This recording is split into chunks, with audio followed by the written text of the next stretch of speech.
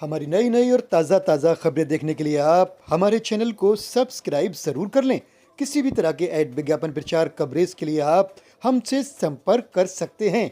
OBC महासभा की जाति जनगणना को लेकर दिल्ली के प्रेस क्लब में प्रेस वार्ता का आयोजन किया गया, जिसमें मुख्य रूप से पूर्व गवर्नर सतपाल मलिक, ओबीसी महासभा के राष्ट्रीय पर्व कमेटी के सदस्य धर्मेंद्र कुशवाहा, महेंद्र सिंह लोधी, राष्ट्रीय प्रवक्ता विश्वजीत कटोरिया, ओबीसी महासभा दिल्ली प्रदेश अध्यक्ष डॉक्टर वीर सिंह बघेल एवं महिला मोर्चा की प्रदेश अध्यक्ष डॉक्टर अस्मित सिंह एवं अन्य संगठनों के सामाजिक क्रांतिकारी एवं अन्य पार्टी के प्रवक्ता पहुंचे।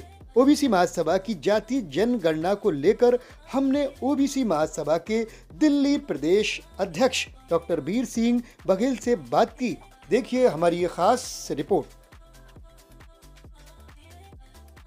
ओबीसी महासभा के दिल्ली प्रदेश अध्यक्ष डॉक्टर वीर सिंह हमारे साथ हैं, हम बात करते हैं सर से। ओबीसी महासभा की प्रेस वार्ता थी और प्रेस क्लब में, जिसमें पूरे देश के काफ़ी अनेक प्रदेश से भी लोग आए और उप राज्यपाल जो जम्मू कश्मीर के थे, क्या नाम, सतपाल मलिक जी, अच्छा, आज मुख्य रूप से वो प्रेजेंट रहे प्रेस क्लब में। और ओबीसी, एससी, एसटी और माइनॉरिटी और समस्त समाज की यहाँ पे जातिगत जनगणना के ऊपर प्रेस क्लब था, प्रेस वार्ता थी।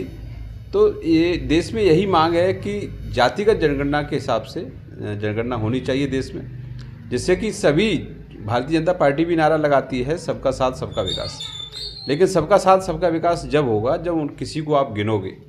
अब मान लो आप किसी की गिनती ही नहीं करोगे, किसी को पहचानोगे ही नहीं, तो उसका विकास कैसे होगा। तो कोई भी चीज़ की नीति अगर बना रहे हो तो उसको ज़मीन पर उतारने के लिए उनकी गणना करनी पड़ती है। एक बाप के अगर 4 बेटे हैं और 4 बेटे को बाप गिनेगा नहीं, 3 बेटे को हिस्से दे देगा, 1 बेटा बच जाएगा, तो फिर तो वो दिक्कत होगी ना। Yes sir. चारों बच्चों को बराबर गिनो, फिर उनकी हिस्सेदारी दो, तब जाकर के। इसीलिए जातिगत जनगणना जरूरी है। जातिगत जनगणना होगी तो सभी को हिस्सा मिलेगा, सभी को भागीदारी होगी, सभी लोगों को योगदान रहेगा राजनीतिक, शैक्षणिक या रोजगार में। सभी लोगों को, सभी समाज के लोगों को वहाँ पे हिस्सेदारी मिलेगी। इसलिए आज हमने ओबीसी महासभा के नेतृत्व में प्रेस वार्ता रखी थी। काफ़ी अच्छी प्रेस वार्ता रही, सफल रही, और इसमें लगभग काफ़ी मीडिया कर्मी साथी रहे, आप जैसे सभी भाई बंद सभी लोग रहे। ओबीसी महासभा इस तरह की आवाज़ उठाती रहती है। देखिए, पूरे देश में आज ओबीसी महासभा का एक अलग ब्रांड बन चुका है। ये कोई छोटा मोटा संगठन नहीं है और ये पूरे देश में एक बड़े स्तर का आंदोलन शुरू होने वाला है। और इसकी घोषणा भी की है कि अगर ओबीसी की या जातिगत जनगणना 1 जनवरी को भारत सरकार नोटिफिकेशन जारी कर रही है कि देश में जनगणना होगी। अब जनगणना होगी लेकिन जाति के आधार पर नहीं होगी, उसमें जनगणना होगी देश में। देखो, सबकी गणना होती है। देश में पशुओं को गिना जाता है, पक्षियों को गिना जाता है, पेड़ पौधों को गिना जाता है, सभी लोगों को गिना जाता है। लेकिन सभी जातियाँ, जितनी जातियाँ हैं, 6743 जातियाँ देश में निवास करती हैं, तो सभी जातियों को गिनना चाहिए ना। तभी अभी बहुत सारी जातियाँ ऐसी, इनको राजनीतिक हिस्सेदारी मिली नहीं। तो इसका कार्ड क्या है? इसका कार्ड यही रहा कि बहुत सारी ऐसी जातियाँ हैं जो आज भी शिक्षा से बहुत दूर हैं, शिक्षा से दूर हैं, शिक्षा नहीं मिल पाई उनको, तो शिक्षा नहीं मिली तो वो लाइन, आगे वाली लाइन में नहीं आ पाए। सर, तो कितना असर पड़ेगा इस प्रेस वार्ता से जो आज हुई? देखिए, प्रेस वार्ता से पूरा असर है। और हम लोग, ऐसा नहीं है कि एक प्रेस वार्ता अगर पड़ गई, प्रेस वार्ता अगर बन गई, एक बार प्रेस वार्ता होने से कुछ नहीं होता। हम लोग कंटिन्यू मेहनत कर रहे हैं, लगातार हम प्रयास कर रहे हैं। और आने वाले टाइम में दिसंबर लास्ट में हम एक बड़ा आंदोलन दिल्ली में करने जा रहे हैं, जिससे दिल्ली सरकार और भारत सरकार, दोनों सरकारों को हम घुटने टेकने को मजबूर करेंगे। ये हमारा पूरा आज का जो प्रोपेगेंडा था, हमने पूरा तैयार किया है। सतपाल मलिक साहब ने पूरा हमें समर्थन दिया है। उन्होंने कहा है कि आप इस आंदोलन को आगे बढ़ाइए, हम पूरी तरीके से आपके साथ हैं। ये जो आने वाले समय में दिल्ली विधानसभा चुनाव भी हैं, तो इसमें भी कुछ ओबीसी महासभा का क्या कुछ रोल रहेगा? कैसे पूरा रोल है। ओबीसी महासभा कंटिन्यू मेहनत कर रही है और कांग्रेस, आम आदमी पार्टी और बीजेपी, तीनों का हम खुल के विरोध करेंगे। हम इनको किसी प्रकार से समर्थन नहीं है।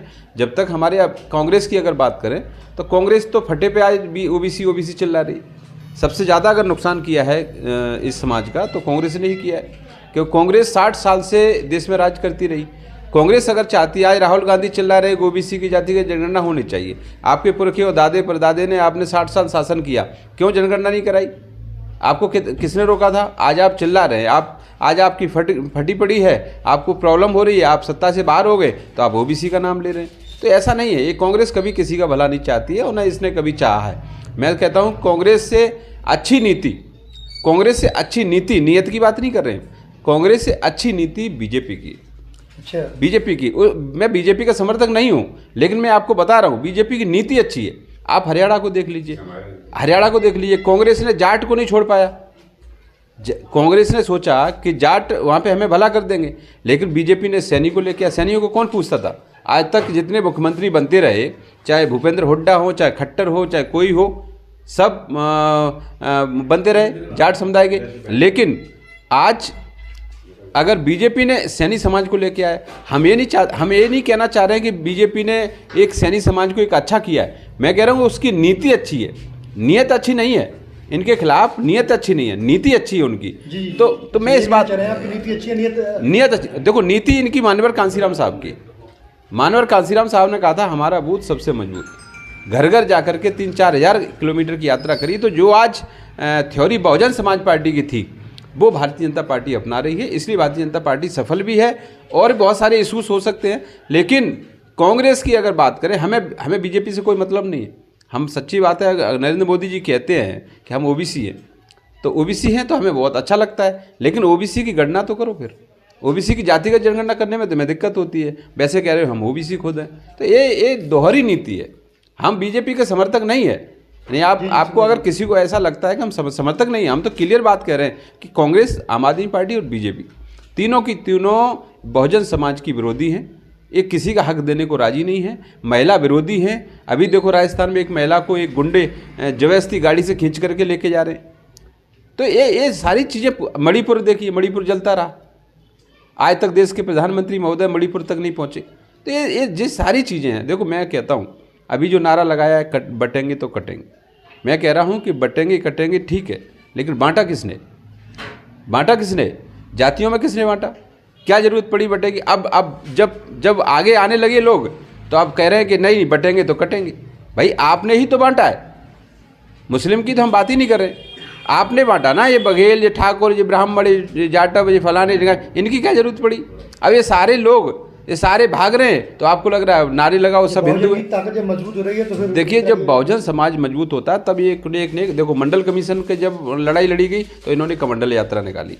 मानवर कांसीराम साहब ने जब बीएसपी बनाई तो इनको एकदम पेट में हलचल हुई, धीरे धीरे उसका तोड़ निकाल लिया।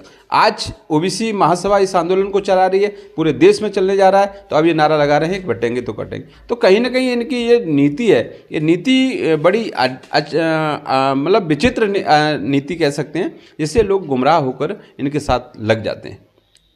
अब दिल्ली प्रदेश के अध्यक्ष हैं डॉक्टर साहब, तो ओबीसी महासभा के माध्यम से दिल्ली प्रदेश के लिए क्या कहना चाहिए? दिल्ली प्रदेश के लिए हम ये कहना चाहते हैं, हमने केजरीवाल साहब को लगभग 50 बार ज्ञापन दिया है, लेकिन केजरीवाल साहब इस बात को राजी नहीं हैं। लेकिन अगर केजरीवाल साहब अगर इस बात को नहीं मानते हैं तो 2025 के चुनाव में इनको बहुत बड़ा नुकसान होने वाला है। और ये 100% हार हो, किसी की जीत हो, किसी से उसे मेरा मतलब नहीं है।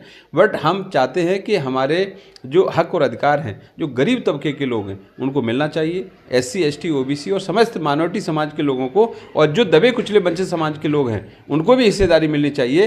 क्योंकि जब तक गरीब और तबके के लोगों को अगर वो लाभ नहीं मिलेगा तब तक कोई विकास नहीं होगा। देश कोई, ये कहते हैं देश का विकास होगा, देश कोई जमीन नहीं है। 150 करोड़ लोगों की आबादी को मिलाकर के ही देश बनता है। अगर प्रत्येक व्यक्ति को शिक्षा मिलेगी, प्रत्येक व्यक्ति को रोजगार मिलेगा, प्रत्येक व्यक्ति को स्वास्थ्य की चिंता होगी तो देश स्वस्थ होगा, शिक्षा होगी तो देश आगे बढ़ेगा। शिक्षा ही नहीं है तो देश आगे कैसे बढ़ेगा? तो ये जो बनावटी बातें होती हैं उस बातों से कोई मतलब नहीं है। आपको सोचना होगा, नीतियां बनानी होंगी, नीति के आधार पर दबे कुचले वंचित और गरीब लोगों तक आप पहुंचेंगे तब जाकर के देश आगे बढ़ेगा। तो ये सारी चीज़ें हैं, इस भी हमने प्रेस वार्तालाप रखा है और प्रेस वार्तालाप के माध्यम से हमने देश को बताया है। सभी चैनलों पर चलेगा वो प्रोग्राम। तो देखिए, कोशिश करते हैं हम लोग, और ओबीसी महासभा का ये पूरा प्रयास है। ना हम कांग्रेस को समर्थन करते हैं और ना ही हम भारतीय जनता पार्टी को समर्थन करते हैं और ना ही हम कांग्रेस को समर्थन, आम आदमी पार्टी को समर्थन करते हैं। लेकिन बात ये आएगी कि ओबीसी पे कोई बात करने को राजी नहीं है। ये बात हमारी आपके चैनल के माध्यम से अगर आप पहुंचा सकते हैं तो यही है कि कोई भी पार्टी दबे कुचले वंचित समाज की आवाज़ को नहीं उठाना चाहती। सबको फ्री की कोई कहता हम लाइट फ्री करेंगे, कोई कहता हम दवाई फ्री करेंगे, कोई कहता दवाई फ्री करने की ज़रूरत क्या, आप शिक्षा फ्री करिए ना, शिक्षा दीजिए, सारे बच्चों को शिक्षा मिलनी चाहिए, स्वास्थ्य अच्छा हो, सब कुछ अच्छा हो। फ्री दे रहे हैं, बता रहे हैं वो। देखिए ये जो मिडिल 12th के नीचे की शिक्षा है ना, वो फ्री नहीं मानी जाती। आपको शिक्षा देनी होगी जो हायर एजुकेटेड, जो हायर एजुकेशन, उस पे हमें सब्सिडी देनी चाहिए। ये 12वीं पास तक की कोई शिक्षा नहीं मानी जाती। 12वीं पास तक का तो कोई मतलब ही नहीं होता। जब IIT और PCS, IAS, डॉक्टर, इंजीनियर, वकील, इनकी कोचिंग देखिए आप कितनी महंगी है। डॉक्टर बनने के लिए कोचिंग कराइए, कितनी कोचिंग है, 2.5 से 3 लाख रुपए लगता है। कहाँ से देंगे 2.5 से 3 लाख रुपए एक व्यक्ति? जी। जब देखिए बहुत सारे बच्चे ऐसे जो पढ़ने में तेज हैं लेकिन उनको कोई सुविधा नहीं मिल पाती है, कोई एजुकेशन का कोई उनको स्कॉलर नहीं मिलता है, तो उनकी पढ़ाई अधूरी रह जाती है।